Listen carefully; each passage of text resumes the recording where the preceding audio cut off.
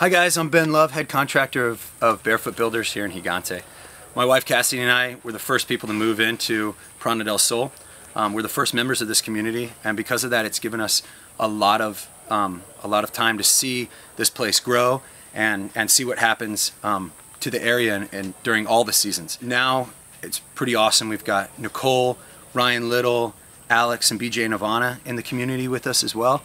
And Yossi, of course, who built us this beautiful house. Thanks, Yossi, which we're living in, taking care of his property.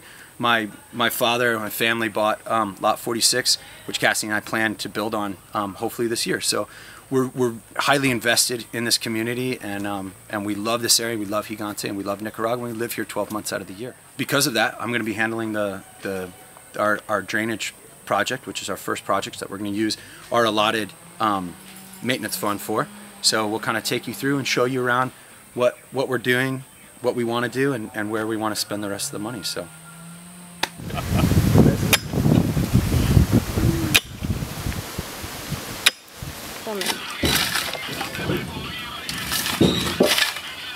Okay, so you can see here, I wanted to show you guys, right about here is where the water that was coming all off the mountain was coming down and crossing the road, because all of it had the culvert or bridge, which is actually just a pipe underneath the ground, diverting the water from one side of the road, under the road, and out into the green space. That's what we call a culvert. The water, everything with dirt, cascajo and debris was jamming that up. So when the water was coming down, those initial heavy rains, it was crossing all the way up here. You can see crossing down here into a massive ditch that's already about 8 feet deep. So this is why this was deemed the most problematic area, because if we hadn't done what we did, as soon as we did it, in a couple of weeks, this would be completely impassable. I don't know if you guys might not remember, but 3 years ago when we had heavy rains, down towards the bottom, which is actually our third problem area that we're concentrating on, had a gash in the road that was about as wide as a VW bus and as deep, about 15 feet deep, and completely impassable. So I see the telltale signs, and I don't want to see that happening again. So that's why we're diverting all the water to hug the side and go directly into its culvert. Come on down here, I'll show you the culvert. Now, of course, what we'll do, they had to break through what was already made. These were put in 2 years ago by a couple of engineers from Managua. And they knew exactly what the water flow was doing and what was happening. And they had told us that we needed to do these ditch projects, but at the time we didn't have enough money. So right now our main focus is to get the water to go where it's supposed to go and where these engineers deemed it to go 2 years ago when we built these. So of course we'll fix this with more steel, and I was thinking about putting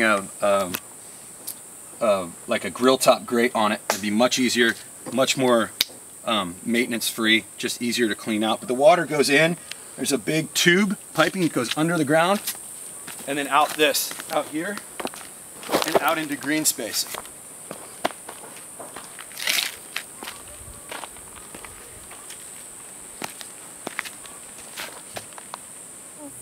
Okay, so you guys can see what we used to build these drain ditches are piedra canteras, and they're mortared together with cement, so they're completely solid. These piedra canteras are an age-old building material used in Nicaragua for years and years. It's actually slabs of rock. It's not cement blocks.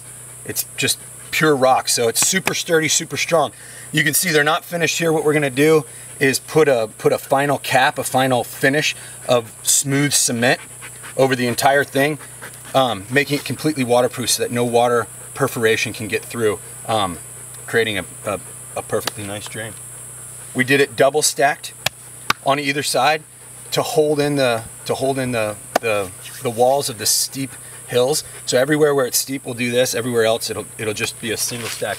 You can see a single stack up here versus our double stack where it's a little bit steeper. What we're gonna do as well is take all the extra backfill and compact it the most that we can to fill in where the damaged areas were from the rains. Okay, so this is, we're unfinished as of now, but this is where it'll end. It's about 75 feet down to the culvert itself. So what we'll do here is we're gonna build up with concrete and steel, build up an end section that'll kind of come out and flow in easy. That'll accept all this water. So just for now, but it'll be super easy to tie into it eventually in the future if we deem it necessary to continue the run all the way up the hill. But for now, this is what we're working with the amount of money that we have. And I think it'll be fine, mainly because this cascajo is at a much lower level, which is this hard rock, it's hard packed rock. It's at a much lower level. The reason everything's so dangerous down there is because it's all dirt and loose shale versus this hard packed shale here at ground level. You can see the water's already being diverted from there naturally. This is where it starts to become a problem. So we're going to terminate this by lifting it up and building essentially a retaining wall into it. Super easy to tie into in the future, but I think it'll work for now. Okay, you can see the runoff from the first main culvert up here because the water's not flowing directly into the culvert, or it wasn't until now. All that water from the top of the hill wasn't getting broken up, so it was all coming through here, crossing the road at this cross in the road, creating a big ditch down here. Now because the water's diverted into that culvert, this isn't going to be a problem. This is as far as this goes because it's only got another 50 feet or so of initial runoff, which will just be diverted through here and won't be a major problem at all. Okay, so this is the second culvert drain going into the second culvert. You can see the guys have already started. This is the second most important place that we've deemed the worst for a bunch of reasons. The river itself, because it was so jammed up and clogged here, all the water was moving across the road, cutting a huge gash in the road. We'll go down and show you over here. Okay, so you can see here where the water, you can see the water line. I know it's hard to tell by the big mound of dirt and the guys digging out. The water itself, because it was all clogged up, was draining on the side and then cutting across over the culvert and down. You can see over here, you can see the line of the water coming down and off into the green space, which again, just like up top, is just a big cliff out, and this is nothing but that cascajo and dirt.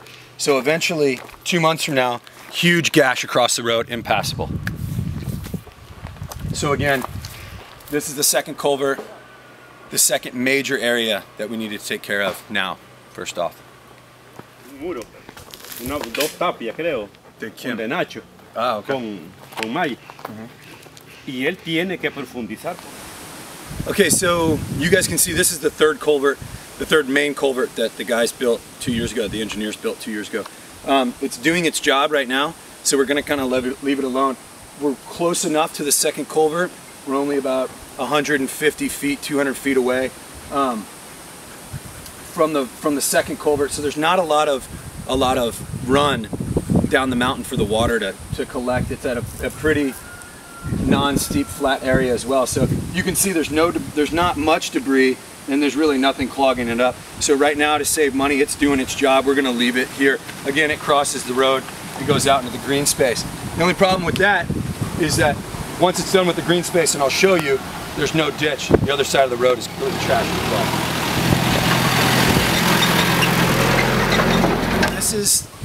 This is the third culvert where it comes out, and it doesn't come out into green space. So the guys initial 2 years ago, the engineers had built this drainage system, which just stair steps down, but then off into the side of the road. This is the lower part of the road, where if you go up to the right, you can go down to the left, back to the back lots. I believe there's a few owners back here as well. These roads are getting completely trashed, mainly because all the water, even the water that gets diverted into green space from the top of the mountain, all ends up down here. So let's go take a look at some of the damage down here. This is where the water is coming off of that third culvert and running along the side of the road. In the middle of the road here too, there's a massive gash, which is going to make it in the next couple weeks Probably impassable, we'll see. But you can see how deep this gash is, running on the side of the road, down, and then at the bottom it crosses the road down there. Again, anywhere where the water crosses the road is deemed as the most important areas that we need to fix. Only because of experience with what that water will do. The reason we put the culverts in the first place. Okay, so you can see, this is looking down from the back road going up to the top lots. You can see how much this water has affected this back lot, these back lot areas. You can see the massive gashes on either side of the road, making it just passable now with the truck. Just wide enough, but it's going to, I don't know if any of you guys remember what the back road out of Gigante looked like 2 years ago when it's impassable, that last uphill stretch during the rainy season. It's exactly what's going to happen here. Massive, huge ruts, and completely impassable. We're going to have to come through here and spend way more money rebuilding this road if we don't get on the prevention, building these ditches, getting the water running where it's supposed to be sooner than later. This is the very top run up the hill where all the water starts to flow off the mountain. As of now, it's not terrible. The water's not really crossing the road anywhere except for down here. But again, it's only about 6 to 8 inches at most of dirt and soil on top of this hard-packed shale rock. So really, it's kind of created its own road and is not completely impassable as of now. So we're not really deeming this as too big of a problem area as of now. But there are a few things we can do because BJ and Ivana are building up here. But what we've decided to do is, maybe I've been getting a couple quotes for the next amount of money to do a simple drain on the side, different than the drains we showed you down there. It's just going to be 2 Piedra Canteras versus 3, just 2, creating a V, and I'll show you some examples on the email that I sent to you guys on the side of each side of the road to prevent this erosion. This area was an area that myself and Cassidy had to have fixed 3 years ago. This was the area I was talking about that had the VW bus width gash in it and about 12 feet deep. And that starts right up here where the road has to take a big turn and where it had to be built up, which means everything underneath this is just soft packed soil. And what you can see, what we did when we fixed it was filled it in with piedra balón, which is these really nice building material, these blue stones, to kind of hold it and use it more as a mortar to hold the road together, and it just isn't working. We've seen this happen before. It's exactly what happened last time. We're at the very beginning of the rainy season, and pretty soon this area is going to have a huge gash in it, and no one will be able to get to any of their lots except for the lower lots. So this was deemed as the most important area. Just because we're working from the top to the bottom, we're starting up there first, but this is all included. Those 3 major areas are what's included, what we're using the first $3,100 of what's in the pot for. We have about that same amount of money to do future projects. What we want to do is really kind of take a look at what the water's going to start doing in the next month to see if what we've already done needs to continue those 3 main areas. And if everything is good, I think that we need to start working on the back lots as well as down on the lower lots. So this is probably the worst area on the entire road. It's completely impassable now, and again, we're at the very beginning of the rainy season. You can see huge ditches, unless you had a motorcycle, but by truck, you can't get up to access these lots up here.